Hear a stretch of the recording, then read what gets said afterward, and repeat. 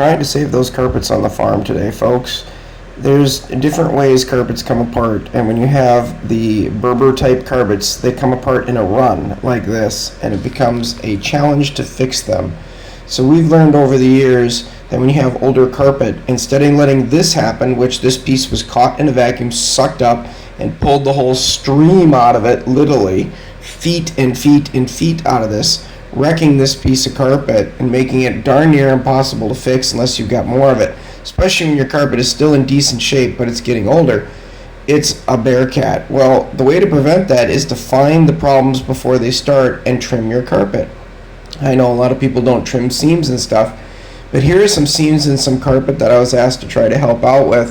And you can see that the carpet is starting to fray a little bit at the seams, and it's due to the vacuums. The vacuums are hard on them over the years, and they start lifting up the seams, and those seams start getting out there a little bit as far as height. And when that starts happening, folks, you're just asking for the vacuum to eventually grab one of these, and it'll pull it. And once it pulls it, your whole seam is exposed. And I know it looks like a lot of work, but literally this is like 3 minutes worth of work on each one of these seams, and it's fixed. And I would even bet that sometimes after you put in new carpet, this starts to show itself within the first few months. Ask for a call back from your carpet installer guy, and he'll come back and trim these up. They've got tools that make it real easy to trim these up and fix these worn edges that are showing up from your vacuum and prevent you from needing a costly carpet repair right away. I find that I see this quite often, and a little bit of maintenance goes a long way. Now, can you fix this yourself somewhat easy so the vacuum can't grab it? The answer is yes. All it takes is a really good scissors. I wouldn't even say it has to be a carpet shears. Now, granted, I'm going to use a carpet shears here, and I'm going to go across and I'm going to show you how we fix it. I'm not cutting off anything more than what's exposed because I don't want to make the seam more open. And even if it does look a little bit open after you do this, don't panic, because when people start walking on it again, the Berber will squish into it and it'll look better again. So you can see I'm just working my way across and just cutting off the fluff. By getting rid of the fluff, it can't reach up into the bristles of the vacuum and continue to get pulled, and you have a chance at saving it. Now obviously, if there's a little piece of this coming up, maybe say an inch or two of this coming up, I would highly recommend tacking that down instead of cutting it off. If you had, say, like a inch and a half piece of it coming up, take the time to push the little bumps back into place and glue it down with a little contact cement or carpet glue. Even though it might not glue back in perfect, it's better than leaving it up to have a run. Some people will say even cutting it off and leaving the space is better than letting it go to the run. Either way, I find a little bit of carpet maintenance goes a long ways on the place, folks. Now, I've got a farmhouse, we're pushing some 20 years old, and sure, there's some carpet that could be replaced, but it's also doing pretty good, and it's some tough Berber like this, and I've had to do this a couple times on mine on a couple seams. Sometimes you find that it's right after they install it and you first start vacuuming. Sometimes it takes months and years of wear and tear before it's needed. In this situation, by doing this though, this will look really good. These seams were highly visible from like 10 feet away.